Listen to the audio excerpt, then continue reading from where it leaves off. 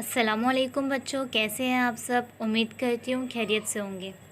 आज हम नज़्म पढ़ेंगे जिसका नाम है अब्बू लाए मोटर कार। उम्मीद करती हूँ कि आप सभी मोटर कार देखे होंगे जो 4 पहियों पर चलती है, रोड पर चलती है और हॉर्न बजाते हुए चलती है। अब्बू लाए मोटर कार नज़्म का नाम है। तो चलिए शुरुआत करते हैं।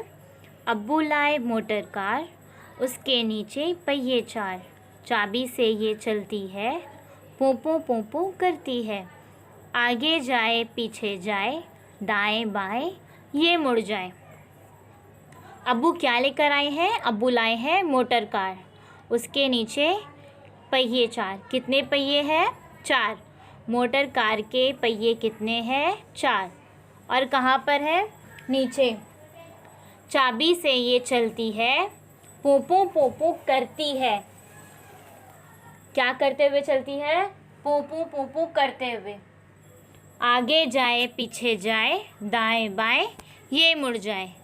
हम अपनी मर्ज़ी के मुताबिक मोटर कार को चला सकते हैं, आगे की तरफ भी पीछे की तरफ भी, और अगर हम चाहें तो दाएं तरफ भी मुड़ सकते हैं और बाएं तरफ भी मोटर कार को घुमा सकते हैं।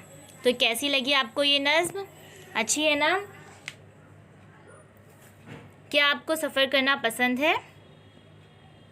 Please subscribe the channel and press the bell icon.